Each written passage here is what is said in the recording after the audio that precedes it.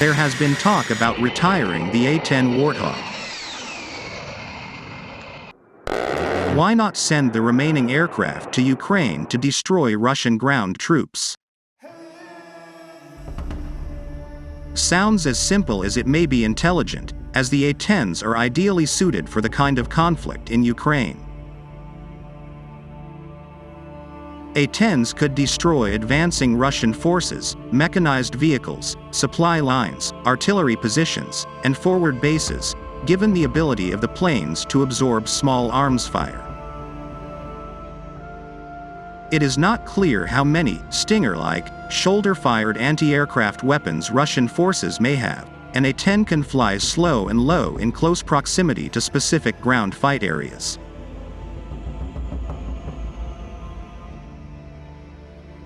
This means an A-10 might have the ability to attack in areas that are difficult to reach by longer-range air defenses, such as those that are too far away, or over close in fighting. The A-10 can almost hover with its 30mm cannon and titanium hull, able to fly through ground fire. The A-10 is engineered with built-in redundancy such that it can continue to fly even if some systems are destroyed or disabled. For example, the A-10 has extra electronics, avionics, and cooling systems to ensure continued functionality in the event the aircraft sustains damage. Russia is known to operate extremely advanced air defenses such as S-400s and S-500s capable of targeting fighter jets at long distances. However, can they target an A-10 flying slowly at 300 feet, providing close air support to advancing ground forces?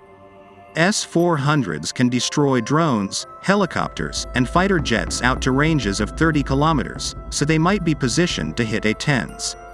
Many of Russia's S-400 and S-500s travel on mobile launchers and can be moved into high-risk areas to support advancing ground troops. Given this, the A-10s would likely be extremely successful in areas where there were no concentrations of Russian air defenses. Therefore, the aircraft might indeed prove overly vulnerable to Russian air defenses.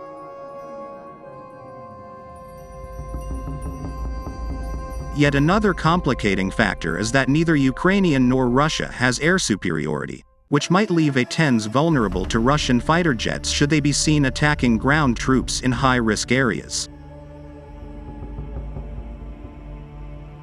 Despite its titanium hull and reputation as a flying tank, the A-10 of May these days simply be much more vulnerable given advances in ground fire weapons and anti-aircraft weapons.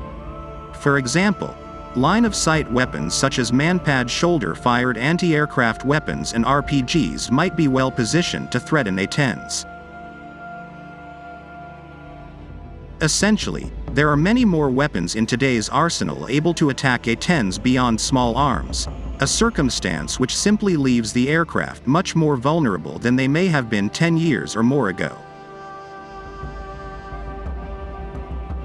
These factors may be why the U.S. Air Force has for many years been advocating for the divestiture or retirement of the A-10 and instead using the high-speed, maneuverable F-35 for close air support missions.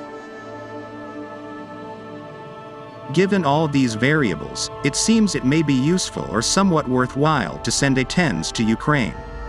However, many complicating factors might limit effectiveness to only circumstances without Russian air defenses or nearby fighter jets.